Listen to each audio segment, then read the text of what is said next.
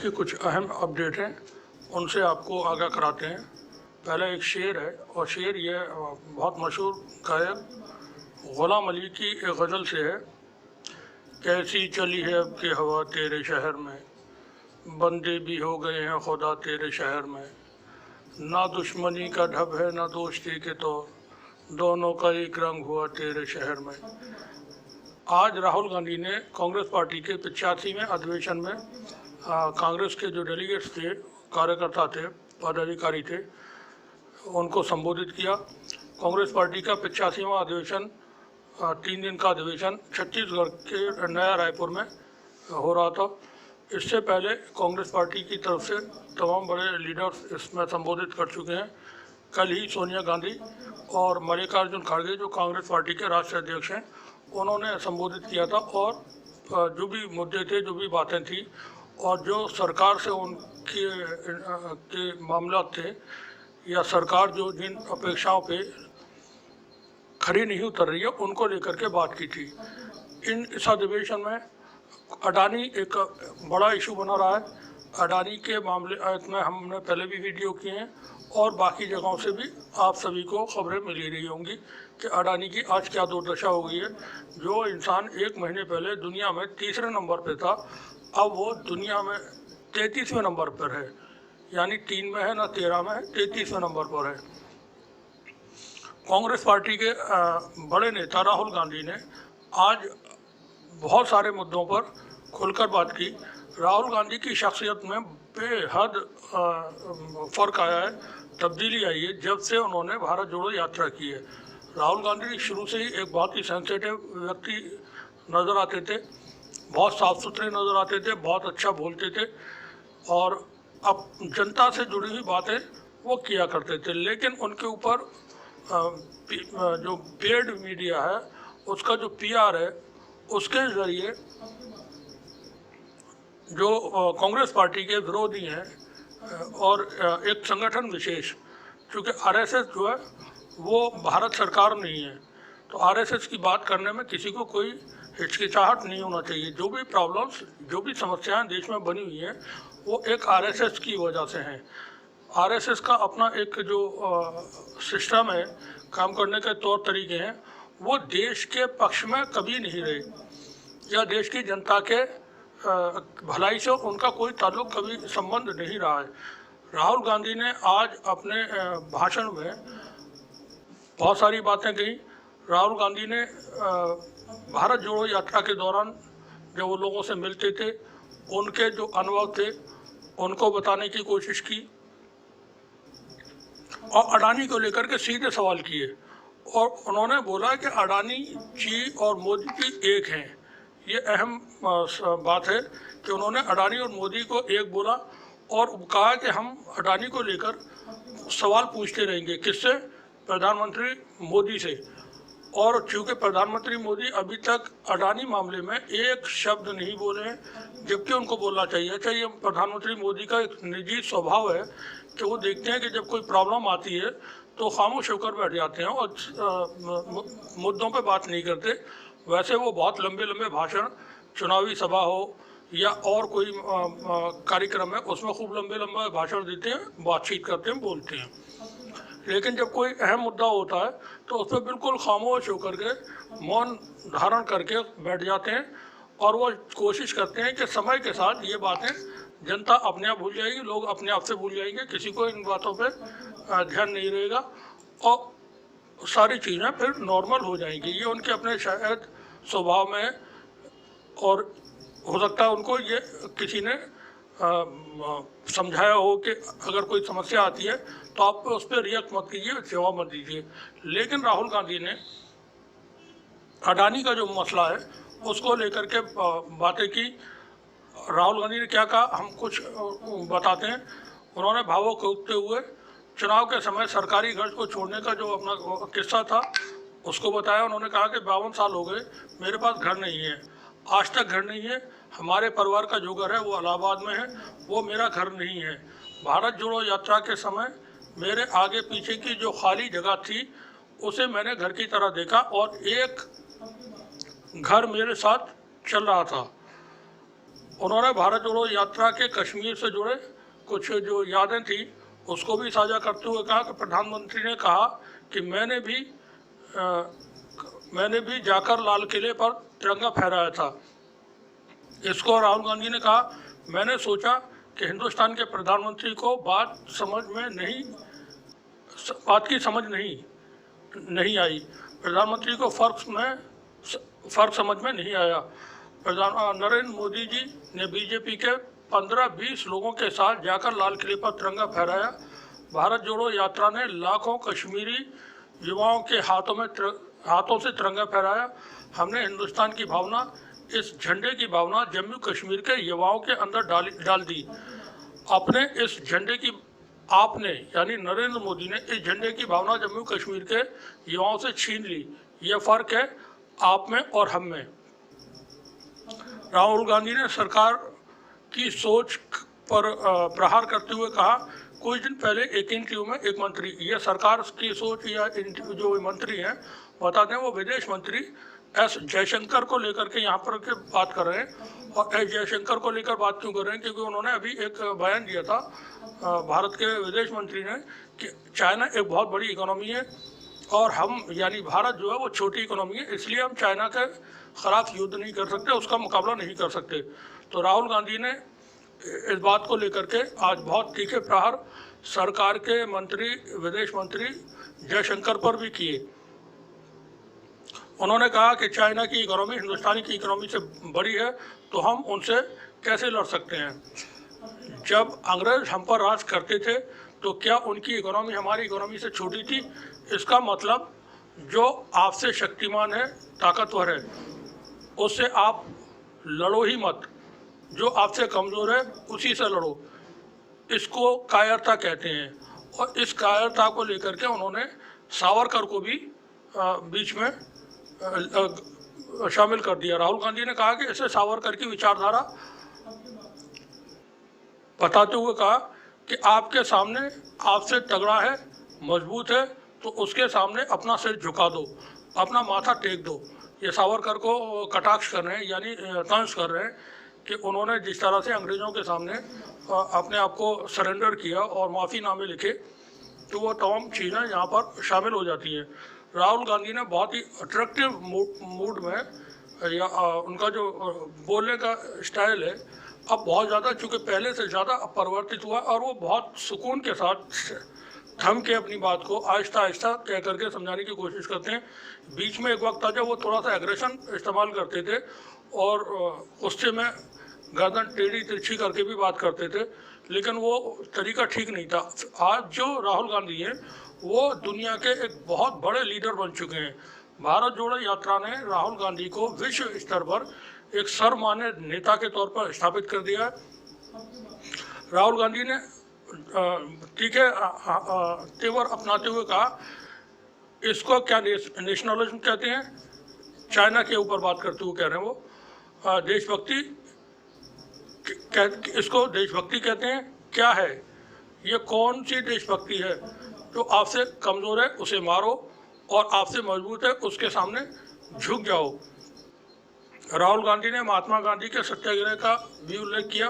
उन्होंने कहा कि महात्मा गांधी सत्याग्रह की बात करते थे। सत्याग्रह का मतलब सत्य के रास्ते को कभी मत छोड़ो। इसके लिए नया शब्द आरएसएस बीजेपी वालों के लिए हम हैं सत्याग्रही, वो है सत्याग्रही। ये सत्ता के लिए कुछ भी कर सकते हैं, यानी बीजेपी और आरएसएस वालों के लिए सत्याग्रही कहा उन्होंने। और गांधी जी का चूँकि वो सत्याग्रह था तो उसको लेकर के उन्होंने यहाँ पर बात की है कि हम हैं सत्याग्रही और वो है सत्याग्रही। ये सत्ता के लिए कुछ भी कर लेंगे, ये किसी से भी मिल जाएंगे, किसी के भी सामने झुक जाएंगे सत्ता के लिए। राहुल गांधी ने अडानी को लेकर के, अडानी समूह के ऊपर जो तमाम तरह के आरोप हिंडनबर्ग की रिपोर्ट में आए हैं सामने, उसको लेकर के भी बात की और बहुत सीधे हमले, बहुत सीधी बात सरकार के ऊपर से कही। नरेंद्र मोदी को यहाँ पर उन्होंने ख़ास निशाने पर रखा। राहुल गांधी ने कहा कि संसद में मैंने पूछा कि 609 नंबर से दूसरे नंबर पर कैसे पहुँचे अडानी। मैंने नरेंद्र मोदी से पूछा कि आपका अडानी से क्या रिश्ता है। राहुल गांधी ने कहा पूरी की पूरी सरकार, सारे के सारे मंत्री अडानी जी की रक्षा करने लग गए। कहते हैं कि अडानी जी पर आक्रमण करता है वो देशद्रोही है। मतलब अडानी जी देश के सबसे बड़े देशभक्त बन गए हैं। बीजेपी और आरएसएस इस व्यक्ति की रक्षा कर रही है। सवाल उठता है कि रक्षा क्यों कर रहे हैं? क्या है अडानी, क्या है इस अडानी में? राहुल गांधी ने अडानी के जो शेल कंपनियां हैं उसको लेकर भी सवाल उठाया। आखिर उन्होंने कहा कि आखिर इनकी जांच क्यों नहीं की जा रही है, इसकी जेपी से जांच क्यों नहीं की जा रही है।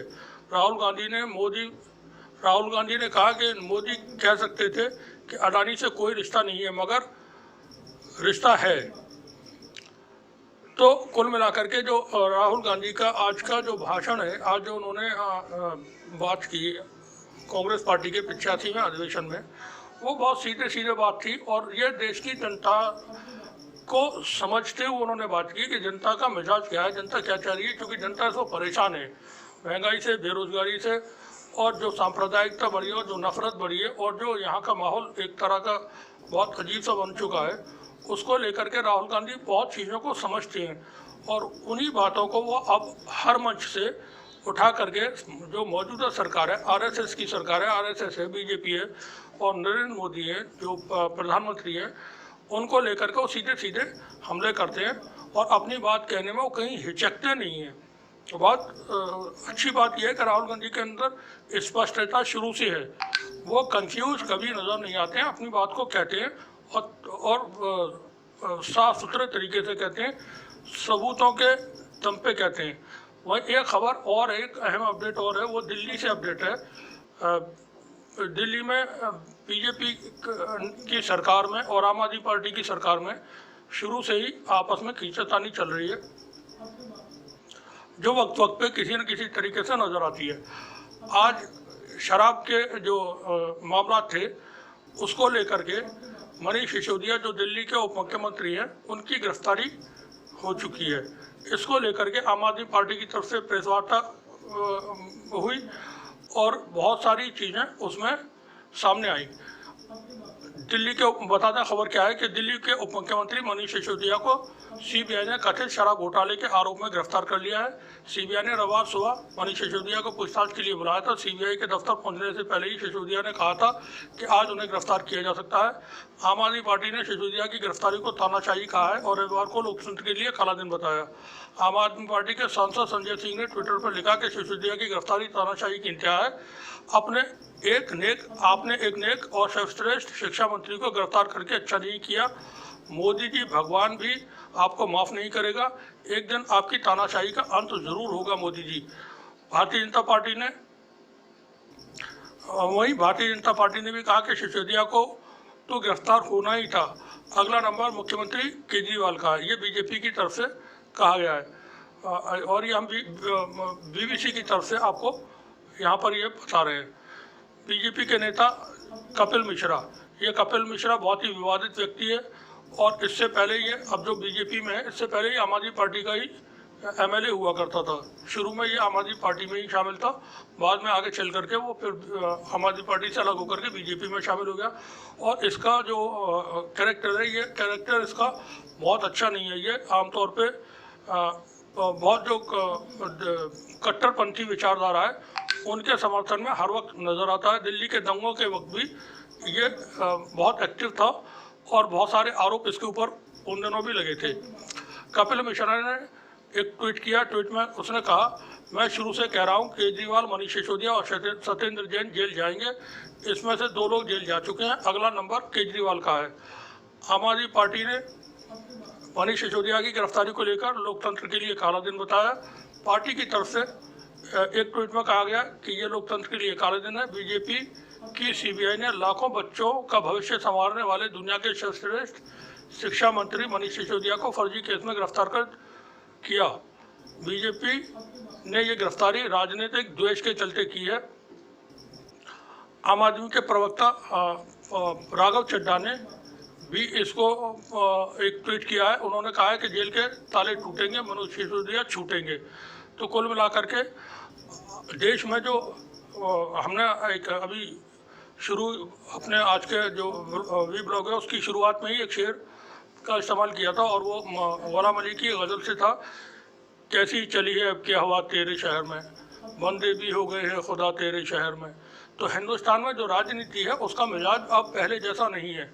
अब सीधे सीधे विपक्ष की आवाज़ को गला घोंट करके दबाया जाता है, बंद किया जाता है कि कोई हमारे सामने बोले ना, कोई हमारे सामने कुछ कहे ना, और सिर्फ उतना हो जितना हम चाहते हैं। और ये जो तरीका है वो संवैधानिक तरीका नहीं है, ये लोकतांत्रिक तरीका नहीं है। ये माफिया, जो आप गॉडफादर फिल्म अगर देखे हो या और फिल्में हैं, उनमें कोई माफिया वो इस तरह के तौर तरीके अपनाता है कि जो वो आदेश देगा, जो वो बात कहेगा, वही सारी चीज़ें सबके लिए लागू होंगी। बाकी उससे कोई सवाल नहीं करेगा। सिर्फ एक आदमी जो किसी का वो गैंग का बॉस होता है, बस उसकी बात जो है वो सब पे लागू होती है। तो ये चीज़ें जो चल रही हैं राजनीतिक रूप से वो ख़राब हैं।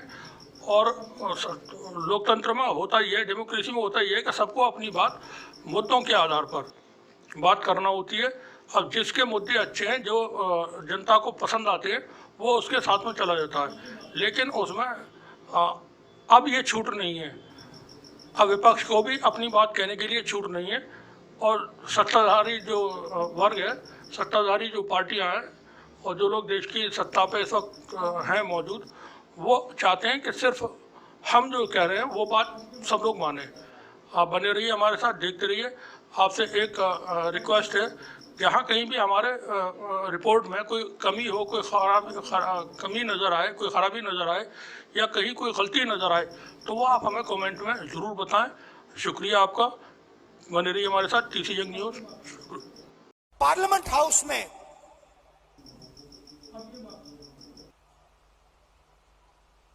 मैंने एक उद्योगपति पे आक्रमण किया,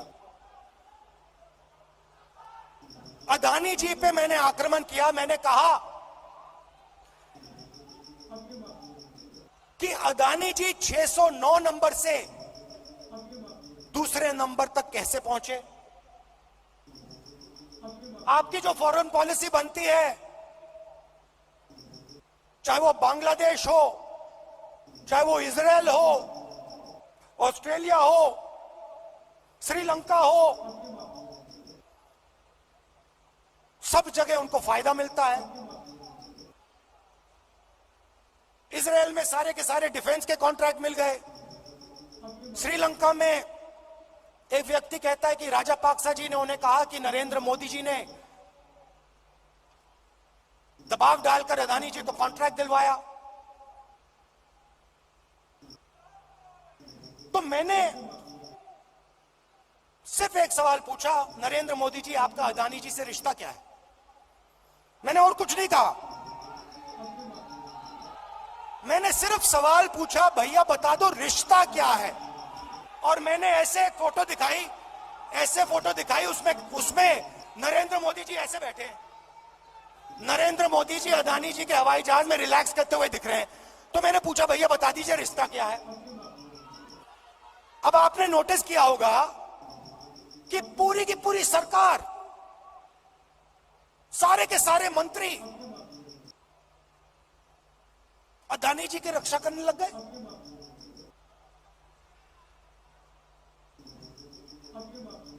अदानी जी की रक्षा करने लग गए। कहते हैं जो अदानी जी पे आक्रमण करता है वो देशद्रोही है। मतलब अदानी जी देश के सबसे बड़े देशभक्त बन गए। और बीजेपी और आरएसएस सरकार की सोच के बारे में आज आपको बताना चाहता हूं। कुछ दिन पहले इंटरव्यू में एक मंत्री ने कहा कि चाइना की इकोनॉमी हिंदुस्तान की इकोनॉमी से बड़ी है, तो हम उनसे कैसे लड़ सकते हैं। चाइना की इकोनॉमी हिंदुस्तान की इकोनॉमी से बड़ी है तो हम उनसे कैसे लड़ सकते हैं। जब अंग्रेज हम पर राज करते थे, क्या उनकी इकोनॉमी हमारी इकोनॉमी से छोटी थी? इसका मतलब जो आपसे शक्तिमान है उससे आप लड़ो ही मत, जो आपसे कमजोर है उसी से लड़ो। इसको कायरता कहा जाता है। सावरकर की विचारधारा, अगर जो आपके सामने आपसे तगड़ा है, मजबूत है, तो उसके सामने अपना सिर झुका दो, मत्था टेक दो। हिंदुस्तान के मंत्री कह रहे हैं, हिंदुस्तान का मंत्री चाइना से कह रहा है कि आपकी इकोनॉमी हमसे बड़ी है तो हम आपके सामने खड़े नहीं हो सकते हैं। इसको क्या नेशनलिज्म कहते हैं? इसको देशभक्ति कहते हैं क्या? ये कौन सी देशभक्ति है? ये कौन सी देशभक्ति है? जो आपसे कमजोर है उसको आप मारो और जो आपसे मजबूत है उसके सामने आप झुक जाओ।